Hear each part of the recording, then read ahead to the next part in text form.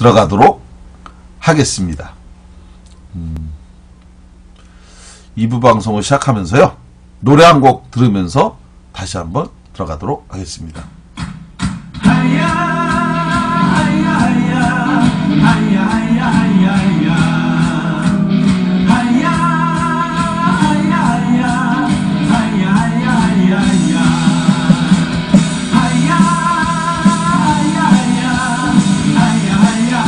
나른한 목요일날, 낮 시간 음악 들으면서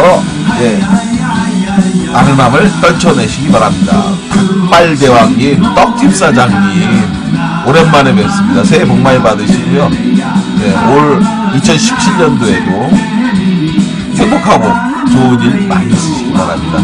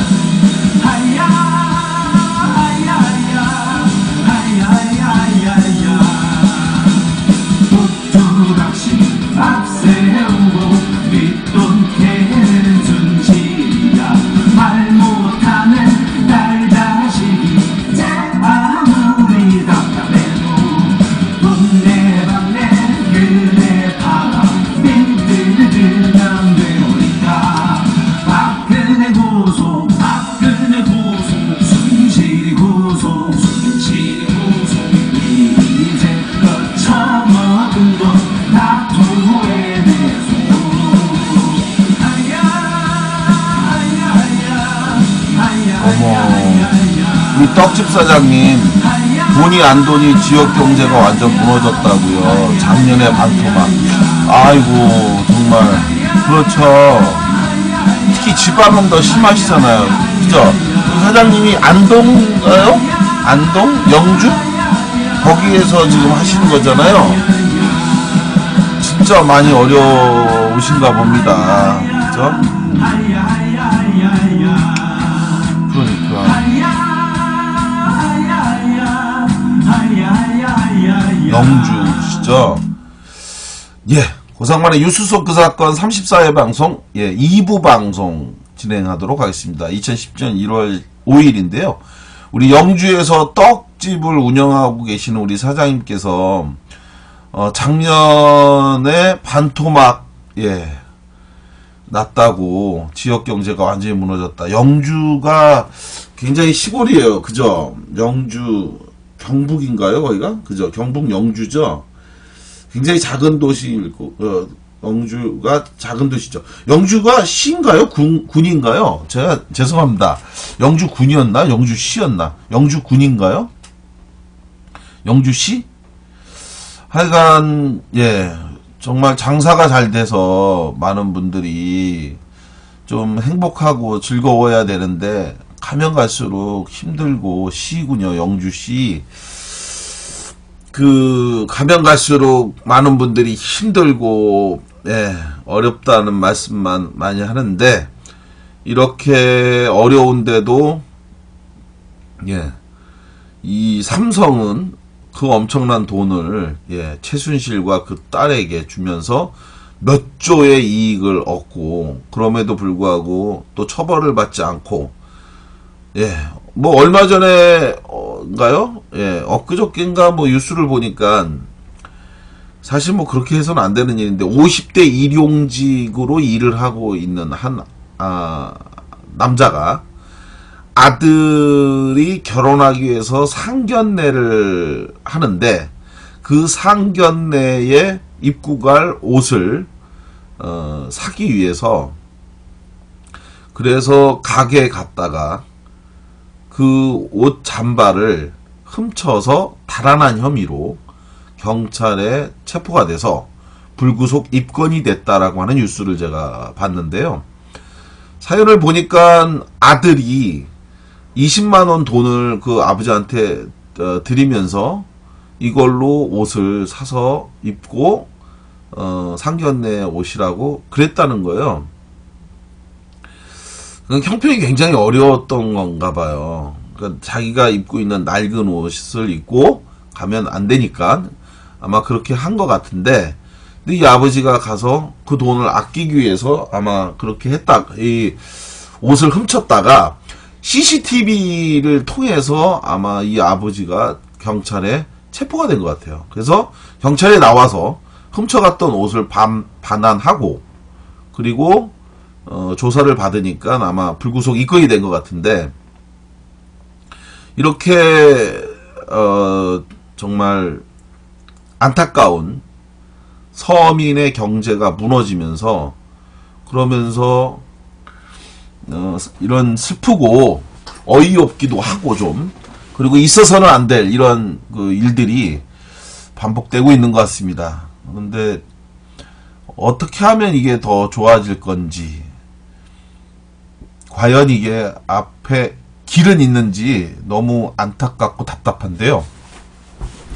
우리가 이제 흔히 일본이나 미국, 특히 미국은 이제 이번에 트럼프가 대통령으로 취임을 하는데, 우리가 이제 트럼프도 좀 제정신은 아닌 것 같다고 얘기를 하지 않습니까?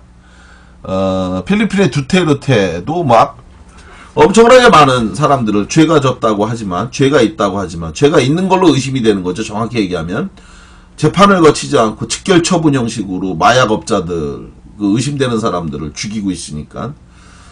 그래서 우리가 볼 때는 다 이해할 수가 없는 일이고, 또 일본의 아베, 우리가 이제 굉장히 나쁜 놈이다 욕하고 있지만, 그런데 그들 하나는 우리가 볼 때는 좀 이상하고 말이 안 되고 어이가 없지만, 또 뭐 방위비 분담을 대폭 늘려야 된다라는 주장도 하고 뭐 이런저런 하는 트럼프 때문에 많은 사람들이 스트레스 받고 있지만, 그들 나라의 입장에서 보면 그들은 다 애국자죠. 예?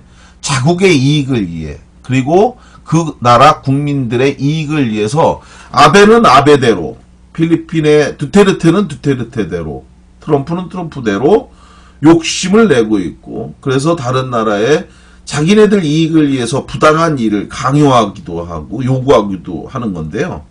그런데 우리나라, 이 대한민국의 이명박과 박근혜는 우리나라 국민의 이익, 자국의 이익이 아니라 미국의 이익과 일본 아베의 이익을 위해 다 양보하고, 그리고 그들의 뜻에 다 수용하고 따라주고 있다라는 겁니다. 특히나 이명박과 박근혜 지난 9년을 돌아보면요, 일본으로서는 너무너무 행복한 시간을 보내고 있는 겁니다. 지금도 마찬가지고요. 그래서 박근혜의 탄핵 국면에서 일본이 이례적으로 굉장히 많은 우려와 걱정을 보이고 있지 않습니까? 그죠? 일본 아사히 신문 등 뭐 산케이니 뭐 이런 그 국어 매체, 네, 여기서는 연일 사설을 통해서 박근혜 권력이 중단될까봐 걱정하고 있고 우려하는 이야기.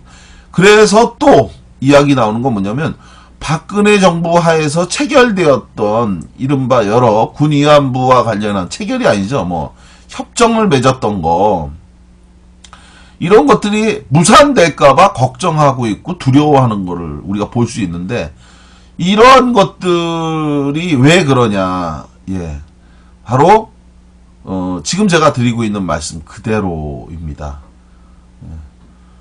이명박과 박근혜가 대한민국의 이익을 위해서 일하지 않았다라고 하는 명백한 증거예요, 이건. 예, 만약에 그들이 이명박과 박근혜가 대한민국의 이익을 위해서 싸우고, 그리고 그걸 위해서 뭔가 약속을 하고 협정을 맺었다면 일본이 저렇게 불리할 이유가 없죠. 불안해할 이유가 없죠. 그런데 정말 다시 누가 해도 그만한 이익을 줄 이가 없다라고 생각하기 때문에 박근혜 권력이 계속 가야 된다. 그리고 그와 유사한 권력이 계속 이어가야 한다라고 이렇게 하는 거죠. 저는 더 이상 이렇게 해서는 안 된다. 예, 누구도 뭐 다 마찬가지인데, 첫째는 대한민국의 이익을 위해서 싸울 수 있는 그러한 차기 정부가 나와야 된다. 그리고 불리하거나 잘못된 불합리한 협정은 전부 다 폐기한다는 것을 약속할 수 있는 그러한 차기 정부가 나와야 된다. 예, 대한민국의 이익을 위해서, 국민의 이익을 위해서 끝까지 양보하지 않고 싸우는 사람이 필요하다라고 하는 겁니다. 그런 측면에서 보면 우리나라의 자치단체도 또 문제예요. 성주도 그렇고 지금 현재 김천도 그렇고요. 아니 자기 동네의 이익을 위해서 그걸 대변하라고 뽑아준 군수, 시장, 예? 이런 사람들이 사드 문제와 관련해서 그것이 도입되면 예, 김천이든 성주든 다 망하는 건데, 그런데 그것에 대해서 예, 자기의 향후 정치적 이 행보를 위해 그걸 찬성하고 또 그걸 반대하는 도민의 의견이나 시민의 의견을 예, 그 전가의 보도처럼 떠들어대는 빨갱이 운운하면서 이념적으로 공격하고 있는 이런 행위들, 이런 사람들이 어떻게 국민과 도민과 시민의 투표를 통해서 예, 대표자가 될 수 있겠어요. 그래서 이런 사람들 반드시 용납되어서는 안 된다라고 하는 것, 이 부분과 관련해서는 재론의 여지가 없을 텐데요. 무엇보다 중요한 건 그래서 투표입니다. 투표가 잘 돼야 되는 거고요. 투표를 통해서 정말 우리의 이익을 위해서 대신 싸워줄 수 있는 가장 확실한 사람, 분명한 사람을 우리가 얘기해야 된다. 이 이야기를 꼭 하고 싶어요. 우리 커피라디오님 안녕하세요. 네, 2017년 1월 5일날 고상반의 유수소 그 사건을 찾아와 주신 것에 대해서 네, 반갑게 생각을 합니다.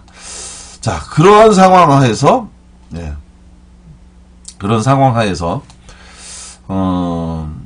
지금 이 자영업 하시는 분들, 이런 분들이 굉장히 많이 힘든데 힘내시고 용기 내시고, 그리고 예, 좀 좋아지는 세상을 위해서 예, 좋은 후보를 선택해서 속지 말고 잘 뽑아서 서민경제 좀 활성화시키는 방안 있었으면 좋겠고요.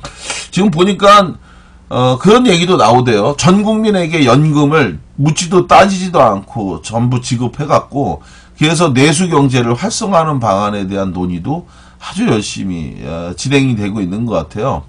지금 떡집 사장님 말씀하신 것처럼 기본적으로 돈이 돌지 않으니까, 그러니까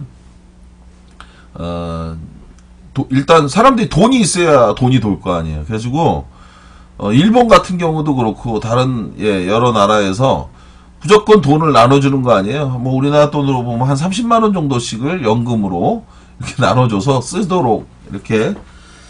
근데 우리도 마찬가지로 돈이 돌 수 있는 구조, 그리고 또 기본적으로 지금 청년들의 일자리가 돈을 너무 안 줘요. 뭐 120만 원 내 안짝이 예, 너무 일반화되어 있는 것 같아요. 최저임금으로만 더 돈을 주고, 그렇게 해갖고 어떻게 결혼을 하고 아이를 갖고 집안을 꾸리고 이렇게 할 수 있겠어요. 이렇게 상황이 계속 된다면 결국은 나라는 망할 수밖에 없다. 저임금으로 특정 세력들만 돈을 많이 갖고, 그래서 그 사람들만 미어 터지게 배가 부른 나라, 이런 나라가 무슨 앞으로 희망이 있겠습니까? 그거 바꿔야 될 것 같고요. 그런 이야기를 하면서 다음 이야기로 넘어가도록 하겠습니다. 자, 여러분 기억나시나요? 구파발에서 있었던 의경 총기 사고에 의해서 의경이 사망한 사건. 예. 2015년 8월에 있었던 사건이었죠. 예, 구파발 검문소에서 55살 먹은, 이 정말 55살이나 처먹었다고밖에 얘기할 수가 없는, 그리고 계급은 경위, 경찰 경위니까 아마 이 사람이 막 순경 정도로 시작해갖고 여기까지 간 거 아닐까 싶은데, 이 구파발의 검문소에서 근무하고 있었던 55살의 박아묵의 경위가 의경들이 음식을 시켜서, 기억나시죠 여러분? 음식을 시켜서 먹고 있으니까 그 먹고 있는 걸 보더니, 야 니네들 나는 안 주고 니네끼리만 먹어 이러면서 예, 구파발 검문소 생활실 내무반이죠. 예, 의경들이 생활하는 그곳에 38구경 권총을 꺼내더니 거기에 있었던 박모수경, 예, 당시엔 상경이었다고 하는데요. 사망하고 난 다음에 수경으로 아마 1계급 특진을 시킨 것 같습니다. 상경에서 수경으로 1계급 특진시키는 게 무슨 의미가 있는지 모르겠지만 여하간 그렇게 승진을 시켰죠. 1계급 특진을 시켰는데 바로 이 55살 먹었던 이 경위가 방아쇠를 겨냥한 상태에서 당겨갖고 결국 실탄이 발사돼서 이 박수경을 숨지게 한 혐의. 이 사건 여러분들 기억나실 거예요. 제가 지난 12월 연말에 바로 이 박수경의 어머니와 여동생을 직접 만났습니다. 그 군피해 치유센터 함께라고 하는 단체가 있는데요. 바로 거기 총회를, 예, 제 1차 총회를 하던 날, 제가 이제 거기에, 후원회원이거든요. 그것도 1호 후원회원인데, 바로 그 어머니가 꼭 좀 오셨으면 좋겠다고 그래서 제가 이 1호 후원회원으로서, 예, 노우빈, 예, 훈련병의 어머니가 회장으로 있는 노우빈 훈련병은 제가 방송에서도 몇 번 말씀드렸지만 군 복무 중에 뇌 수막염이 걸려서요. 그래가지고 죽기 직전까지 고통스러워하고 있었는데 군에서는 그 뇌 수막염에 걸려서 고통받고 있던 노우빈 훈련병에게 꾀병이라고 핀잔을 주면서 아스피린을 준 것이 전부였습니다. 두통약을 주고 결국은 그 노우빈 훈련병이 사망에 이르게 됐는데 그 어머니가 갔을 때 마지막 모습을 잊을 수가 없다라고 노우빈 훈련병의 어머니가 말씀하신 걸 보면서 너무 가슴이 아팠는데 뭐냐면요.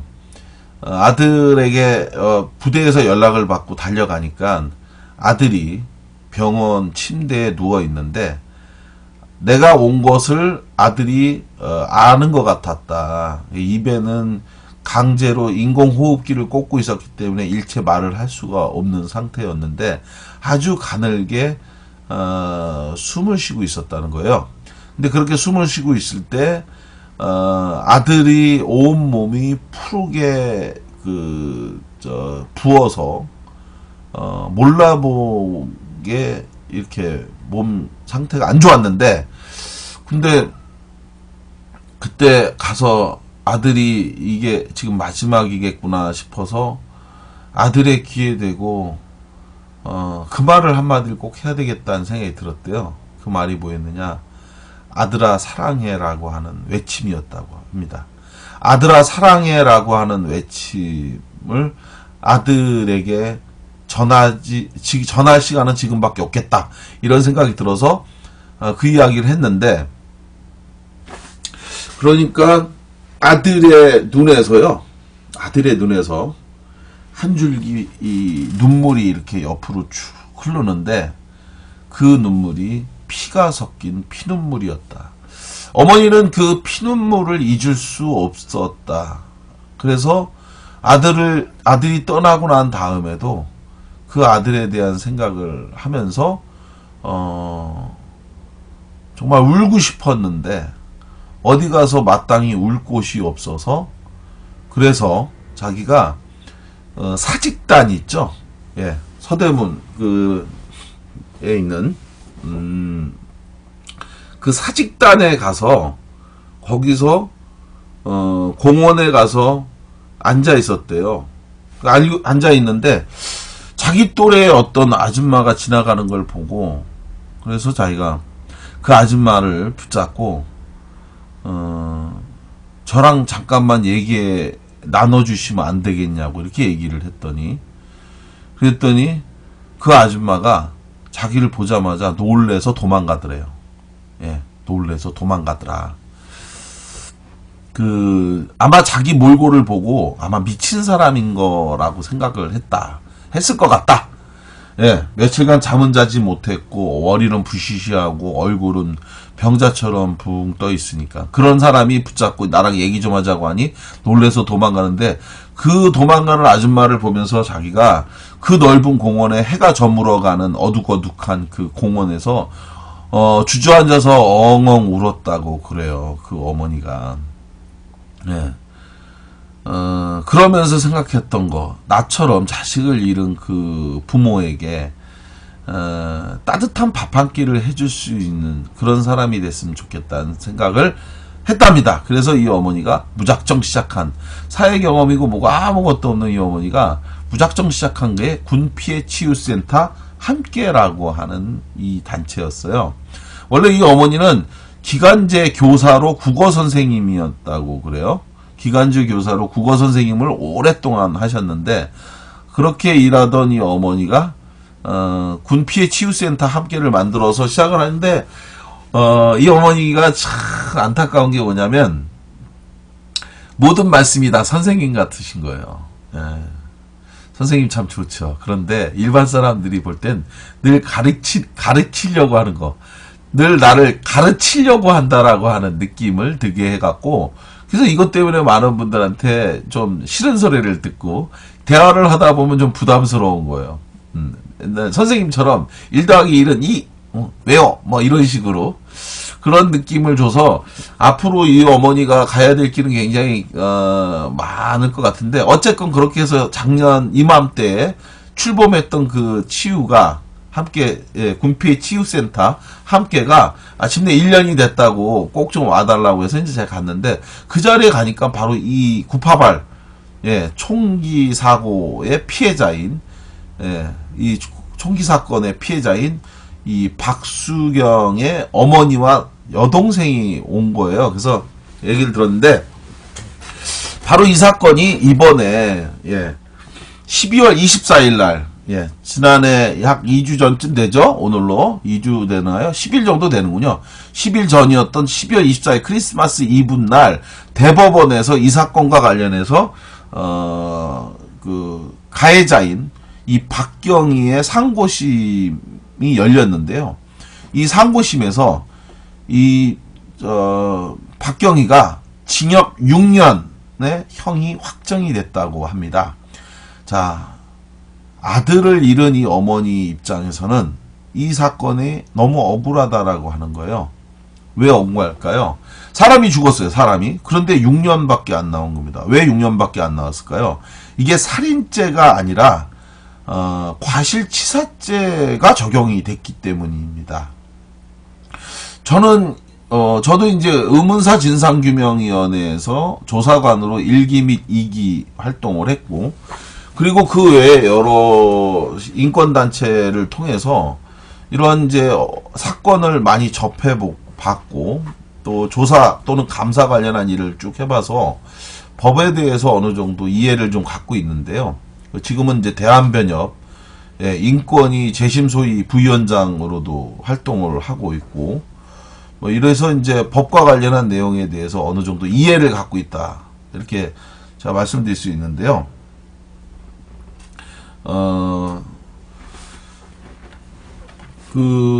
이 사건이 왜 살인이 아니고, 살인이 아니고 과실치사로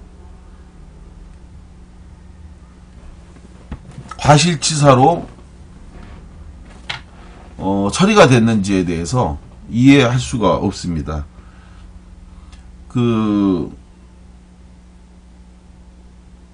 예, 제가 지금 스토리 펀딩 관련해 갖고 연락이 와서 이걸 좀 보내야 돼요, 지금.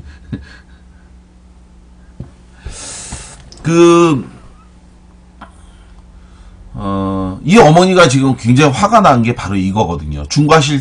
이 박경희가 반드시 살인죄를 적용받아야 되는데 중과실치사죄만 적용이 돼서, 그래서 이 사람이 징역 6년 밖에 받지 않은 것에 대해서 자기는 동의할 수도 없고 수용할 수도 없다라고 하는 건데, 제가 봐도 이거는 살인죄가 명백합니다. 왜? 박경희가 총을 들고 가지고 이게 장난을 치다가 총이 이게 발사가 된 게 아니고요. 이 권총에 안전핀, 예, 안전장치가 돼 있었거든요. 절대 그냥 발사가 되지 않도록 안전장치가 돼 있었는데, 그런데 박경희는 이것에 대해서 겨눈 상태에서, 그리고 안전장치를 풀었습니다. 그리고 방아쇠를 당긴 거예요. 그냥 뭐 총을 이렇게 들고, 야, 뭐 어쩌고저쩌고 하면 까불다가 오발로 빵 한 게 아니고요. 권총을 들고, 그리고 안전장치를 풀고, 그리고 방아쇠를 당긴 겁니다. 이게 어떻게 살인의 고의성이 없었다라고 할 수 있습니까? 누가 받아도 당해도 이건 있을 수 없는 일이죠. 예. 실탄이 이렇게 들어가 있는 상태에서 만약에 장난이었다고 하면 총만 그냥 이렇게 들고 말아야 되는 거죠. 그런데 안전장치를 풀어요. 이때 당시에 3명이 그 음식을 먹고 있었다고 그러거든요. 3명이 음식을 먹고 있었는데, 이게 실제로 이 사람들이 두려움을 얼마나 많이 느꼈냐면, 3명이 먹고 있다가 박수경을 제외한 나머지 2명은 그 자리에서 도망가갖고 다 숨었다 그래요. 캐비넷 뒤로 숨고 막 이렇게 권총을 들고 겨누니까. 이게 만약에 단순히 장난이었으면 다들 씩 웃으면서 박경희님 그럼 드세요 이렇게 하면서 장난하고 말겠죠. 그런데 안전장치를 풀고, 그리고 방아쇠를, 예, 겨누면서 당기려고 하니까 이 사람들이 다 실제로 무서워서 도망을 갔다는 거죠. 예. 그런데 그렇게 해서 당긴 방아쇠가 정확하게 가슴을 겨눴고, 그로 인해서 총이 발사돼서 사망에 이르게 된 건데, 이것에 대해서 어떻게, 예, 살인이 아니라 중과실 치사죄, 과실이 아주 중하게 겹쳐서 사람을 예, 죽이려고 하는 의도가 없이 죽음에 이르게 했다. 이게 중과실 치사죄잖아요. 예, 살인의 의도가 없이, 예, 실수로. 그래서 상해치사죄, 예, 이건 죽이려고 하는 의도는 없었고 때리다 보니 사망했다. 그러면 살인죄와 상해치사는 형량에 있어서 굉장히 큰 차이가 있습니다. 예, 과실치사죄, 예, 상해치사죄, 중과실치사죄, 그 중에서도 중과실치사죄, 이것은 과실치사죄보다 무겁지만 사실은 굉장히 낮은 형량인데 실제로 징역 6년밖에 나오지 않은 거죠. 이 어머니는 절대 용납할 수 없다. 6년밖에 안 받은 것도 억울하지만, 예, 내 아들은 죽었는데 어떻게 가해자가 이것이 제대로 처벌되지도 않느냐. 그래서 이 어머니가 뵈니까 얼굴이 굉장히 많이 상하셨어요. 예, 정상으로 사실은, 예, 정상으로 보이기 어렵더라고요. 예, 오랫동안 잠도 잘 못 자고 분한 마음에, 특히나 이게 이제 대법원에서 이렇게 결정이 나니까 더 많이 화가 나신 것 같아요. 그래서 그 어머니한테 제가 이야기했습니다. 어머니 일단은 건강하셔야 되고, 그리고 건강하신 상태에서 끝을 보는 사람이 이기는 겁니다. 예, 억울하고 분하시지만, 예, 끝을 보는 사람이 이기는 거고, 지금 비록 결과가 저렇게 됐지만 그러나 끝은 아닙니다. 우리가 함께 노력하면 차기 정부의 군음문사 진상규명위원회든 진실화해를 위한 과거사 정리위원회든 이런 기구들이 다시 만들어지게 된다면 그곳에서 어머니가 이 아들의 사건을 다시 진정하신다면, 진정해서 내신다면, 그러면 반드시 진실이 밝혀질 겁니다. 그러니 좌절하지 마시고 절망하지 마시고 끝까지 싸우자. 예. 그래서 만약에 그 결과 이런 그 재조사를 통해서 사건이, 예, 살인의 의도가 있었다든지 하는 부분들을 새롭게 드러내고 밝혀낸다면 다시 처벌할 수 있다. 예를 들어 생전에 박수경과 이 경희의 관계라든지 이런 것들을 새롭게 드러내고 확인할 수 있다면 그럼 진실은 다시 밝혀지겠죠. 그래서 그 말씀을 드리니까 어머니 얼굴이 굉장히 환해지시더라고요. 예, 희망을 잃었다가 다시 희망이 있다라고 하는 말씀을 드리니까. 근데 그것이 이제 진실이냐 아니냐는 것은, 예, 진실이냐 아니냐는 것은 우리가 다시, 예, 노력하기에 따라 달라진다고 저는 생각을 해요. 어머니가 갖는 그 희망의 끈을 우리가 이루어 줄 수 있도록 노력한다면 반드시 좋아질 거다, 이런 말씀을 드리고 싶고요. 여러분들도 이 구파발 총기 사건과 관련해서 기억해 주셨으면 좋겠어요. 이 분의 고통, 상처와 관련해서 사실은 지금 연극 이등병의 엄마를 만들면서 거기서도 제가 다루고 있고 이야기하는 것도 바로 이 이야기인데, 자식을 부모님들이 군대에 보내고 또 이렇게 의경으로 의무복무를 위해 보냈다면 다시 나에게 돌아올 거다라고 하는 그런 기대와 믿음을 갖고 보내는 건데, 다시 그 자식을 보내줄 수 없다면 그 부모님들, 유족들이 생각하는 정의, 진실 이런 것들을 제대로 밝혀줘야 되지 않나 싶고, 또 이 가해자인 박경희는 그 유족에게 제대로 된 사과조차도 하지 않고 그러다 보니까 그 유족들은 여전히 아직도 억울함에서 헤어나지 못하는 건데요. 그 어머니 얼굴을 봐도 그렇고 여동생이었던 그분을 봐도 그렇고, 한 사람이 죽은 것으로 이야기가 끝나는 게 아니라 여전히 그들에게 있어서는 끝나지 않은 사건이고 평생을 가도 끝나지 않을 것 같습니다. 그래서 여러분들이 함께 관심을 갖고 기울여 주셔야지, 관심을 갖고 함께 도와주셔야지만이 더 많은 이런 불행한 일들이 벌어지지 않을 거다. 그런 것을 부탁드리고자 이 이야기를 했고요. 마지막으로 한 가지 이야기를 이어가도록 하겠습니다. 새누리당 싸움이 아주 점입가경이에요. 점입가경. 그죠? 우리 크림학동님 이랬습니다. 감사합니다. 우리 크림학동님은 정말 상을 드려야 될 것 같습니다. 이렇게 열심히 글도 남겨주시고 말씀도 나눠주시는데 제가 상을 드릴 테니까 우리 크림학동님 2017년 1월에 34번째 방송의 상, 제가 우리 방송을 협찬하고 있는 별을 따다 구운 과자, 요즘 김용민 브리핑에서도 저기 협찬하고 있잖아요. 유전자 조작 곡물이 없는, 아주 건강한 빵입니다. 별을 따다 구운 과자라고 하지만 실제로는 과자가 아니라 빵인데 왜 구운 과자라고 했는지 잘 모르겠어요.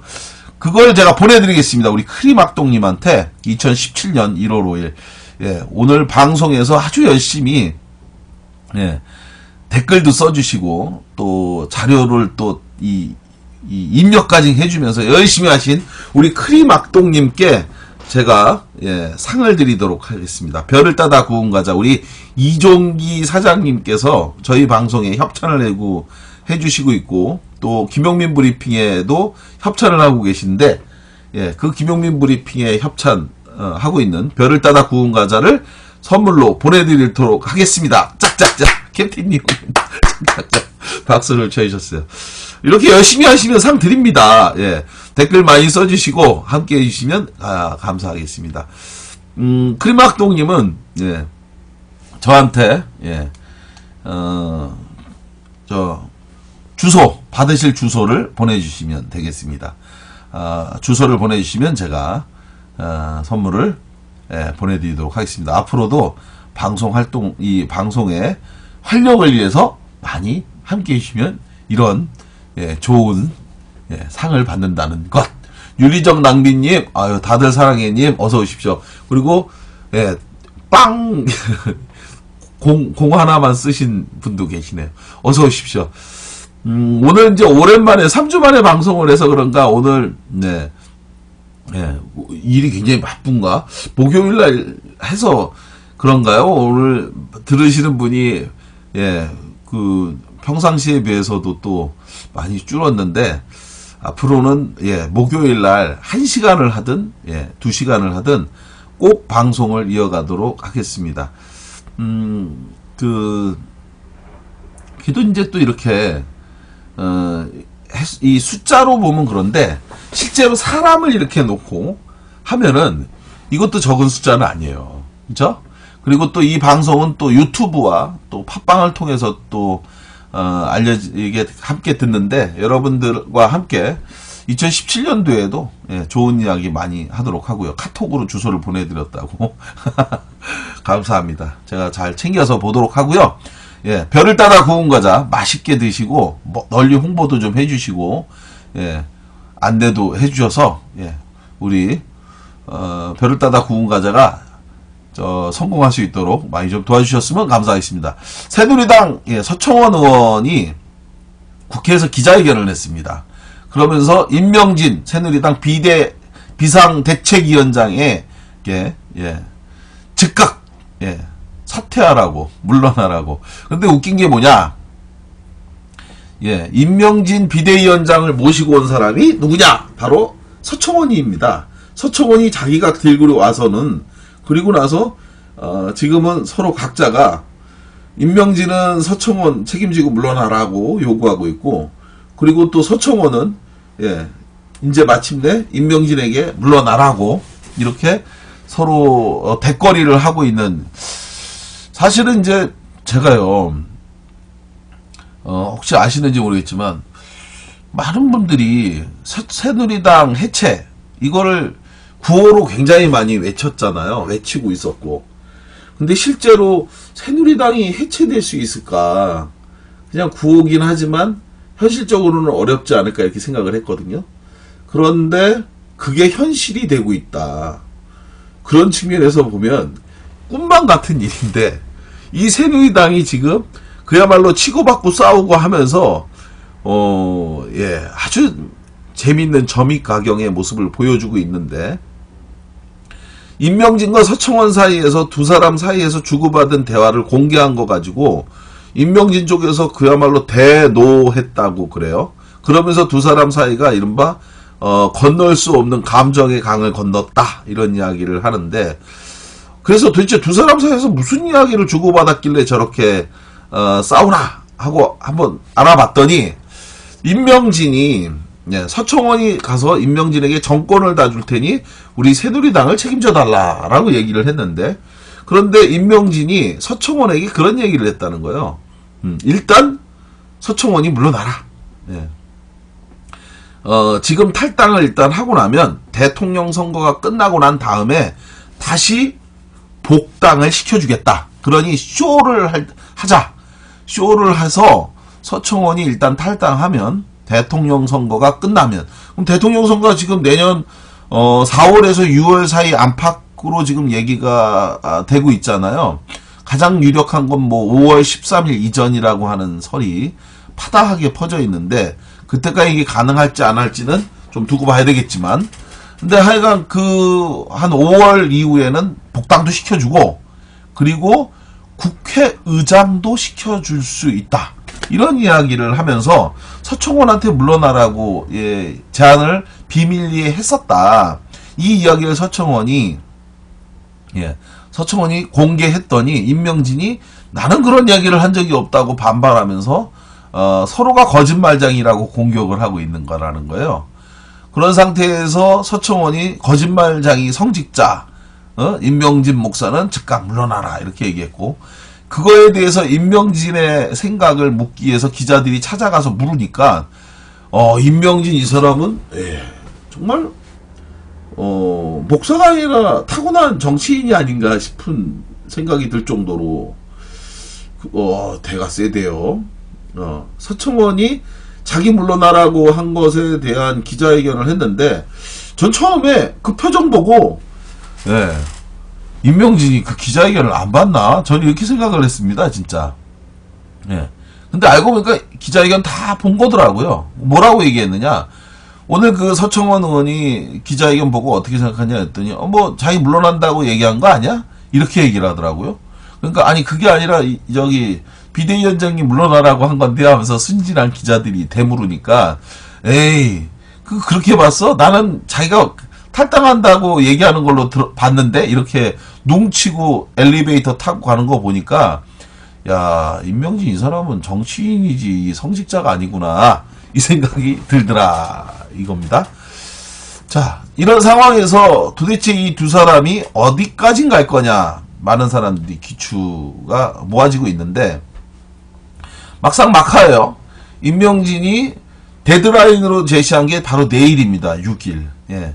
6일까지 서청원이 물러나지 않는다면. 그리고, 이른바 친박 8명이죠. 김진태를 포함해서 최경환이라든지, 뭐 조원진, 예, 뭐 이런 사람들, 8명이 물러나야 된다. 8명이 물러나지 않으면 내가 그만둔다라고 했는데, 당내 분위기에서는 뭐 임명진이 유리하다라고 분석하는 사람들, 당의 분위기는 임명진이다. 이런 이야기를 하는 사람들도 있고, 당 세력의 분포도로 보면 서청원, 친박 세력이 압도적으로 점하고 있기 때문에, 그래서 서청원이 유리하다. 이런 이야기를 하는 사람도 있는데, 저 개인적으로 생각하면, 저는 뭐 임명진이 물러날 수밖에 없지 않을까. 예.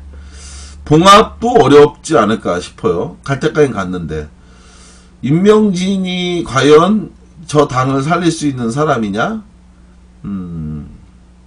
그렇게 보기도 어렵지 않을까 또 싶기도 하고요. 그래서 사실은 임명진이 가지고 있는 세력도 없기 때문에 봉합해서 가는 것도 쉽지 않고 어려울 것 같고, 본인이 임명진이 또 얘기하고 나온 게 있는데 6일까지 정리가 안 되면 내가 그만둔다고 했는데 정리가 안 된 상황에서 해가 계속 가기도 어려울 것 같고, 현재 국면은 서청원이 어저께 기자회견을 하면서 깨놨기 때문에 아마 제가 볼 때는 쉽지 않을 거다. 임명진이 아마 쉽지 않을 거다. 이런 생각을 저는 갖게 되는데, 근데 뭐 자기네 이 보수 세력들은 뭐 또 자기네들이 살기 위해서는 뭐 어떤 것도 다 할 수 있고 악마에게도 영혼을 팔 수 있는 집단이기 때문에 하여간 내일이 굉장히 기다려지고 궁금한데, 저는 뭐 임명진이 이기긴 쉽지 않을 거다에 한 표 걸도록 하겠습니다. 오늘 앞으로 이제 진행되는 정치 현황이나 일정을 보면 급박하게 이제 진행이 되면서 지금 대선 주자들도 캠프를 조만간에 이제 정식으로 차리면서, 그러면서 이른바 대세론과 또 그 제3후보론 뭐 이런 것들이 이제 왔다 갔다 더 아주 활발하게 이루어질 것 같고요. 손학규가 그 과정에서 지금 좀 골 때리는 짓을 하고 있다고 저는 봅니다. 이 사람이 지금 도대체 뭘 하자고 하는 건지 웃기는 것 같아요. 만덕산의 전기를 갖고 내려왔다고 하시던데, 만덕산의 전기가 뭐 다 된 건지 명분 없는 정치를 하고 있다. 제가 볼 땐 명분 없는 정치를 하고 있어요. 그러니까 세가 부족해서 이합집산을 하는 정치를 해서는 그거는 잠깐은 살 수 있을지 몰라도 영원히 죽는 길인 거고요. 그리고 성공할 수 없는 일을 하면서 비난만 받을 가능성도 높다.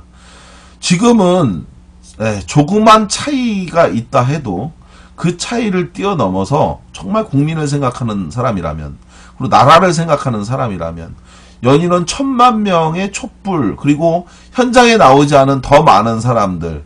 제가요, 지난번에 어느 제가 잘 아는 분이 가게를 새로 오픈하셔가지고, 그래서 그분 집들이 때문에, 가게 집들이 때문에 부득이하게 토요일날 그분 가게에 갔는데, 많은 분들이 식사하시면서 본인은 광화문을 가지 못해도 이렇게 현장 중계하는 촛불 집회를 다들 보고 계시더라고요. 저는 현장에 나와 있는 분, 그리고 그 나오지 않은 분들도 다 하나의 마음이구나를 그 자리에서 제가 느꼈는데, 오늘 뭐 박근혜 탄핵 뭐 변호인단은 촛불 집회가 국민의 민심이 아니다라는 그런 소리를 해갖고 또 많은 분들을 또 격분케 했는데, 그런 식의 정치, 그런 식의 말장난 더 이상 통하지 않을 거다. 그 이야기를 말씀드리고 싶습니다. 오늘 방송 여기까지입니다. 오늘 2017년 1월 5일 들어서 첫 방송이었습니다. 매주 목요일날 낮 2시부터 4시까지 방송을 하려고 합니다. 예, 마지막까지 고생하셨던 우리 클막동님. 2017년 정말 중요한 한 해가 될 것 같아요. 정권도 바꿔야 되고, 그렇게 바꾼 정권에 의해서 나라도 바꿔야 되고, 그렇게 바꾼 나라를 통해서 대한민국, 예, 서민이 행복한 나라 만들어야 될 것 같습니다. 오늘 떡집 사장님께서 정말 장사가 너무 안 된다라는 하소연이 내내 가슴에 남습니다. 예, 청년들은 질 좋은 일자리를 갖고요, 누구도 해고되지 않고 인간으로 태어나서 인간답게 살 수 있는 그것을 보장해주는 대한민국, 그러한 나라 대한민국이 되는 날까지 함께 하고요. 명주나무님, 예, 방송 말미에 별풍선 시원하게 쏴주셨습니다. 고맙습니다. 예, 좋은 방송으로 꼭 보답하도록 하겠습니다. 그리고 무엇보다 중요한 거, 2017년은 잃어버린 평화를 찾는 한 해가 됐으면 좋겠어요. 예, 대한민국에서 더 이상 전쟁의 공포를 느끼지 않는 나라가 됐으면 좋겠습니다. 일본이 웃는 나라 말고, 아베가 좋아하는, 예, 분단의 대한민국 말고, 일본과 손잡아서 북한을 공격하는 계획을 짜놓고 안심하라고 하는 그런 헛소리하는 정권 말고, 예, 정말 대한민국이 이익을 위해 무엇이든 다 하는 그러한 사람들이 정권을 잡는 나라가 됐으면 좋겠습니다. 멈춰진 금강산 관광, 개성공단 관광이 가능한, 그리고 예, 기계가 새로 돌아가는 그러한 나라 만들어졌으면 좋겠습니다. 그런 나라 여러분들도 원하시죠? 그런 나라 만들기 위해서 저는 오늘도 열심히 뛰고, 내일도 열심히 뛰고, 다음 주 목요일 2시에도 여러분들과 함께 열심히 뛰겠습니다. 좋은 방송으로 좋은 분들과 함께하는 그러한 방송 하도록 하겠습니다. 예, 평화가 우선이고요. 평화가 그 무엇보다도 이익입니다. 싸워서 얻을 수 있는 것은 죽음과 공포, 파괴와 절망이죠. 예, 그러한 나라를 만들 수는 없지요. 예, 뜬금없이 군대도 안 간 이명박이 공군 점퍼 입고 청와대 지하 벙커로 들어가면서 전쟁놀이하는 그 끔찍하고 지긋지긋했던 이명박과 박근혜 9년을 생각한다면 답은 명료해질 겁니다. 그렇지 않나요, 여러분? 예, 오늘 끝까지 이 방송 들어주신 분 너무 고맙습니다. 지콩콩님, 명주나무님, 캡틴용님, 예, 크림악동님, 예, 로덴빌님, 오분도님, 예, 명주나무님, 윤리적 낭비님, 예, 다들 사랑해님, 산도리님, 다들 고맙습니다. 고상만수반장은 대한민국의 발전을 위한 방송이라 하는데 최선을 다하겠습니다 라고 말씀하셨습니다. 고맙습니다. 감사합니다. 또 뵙겠습니다.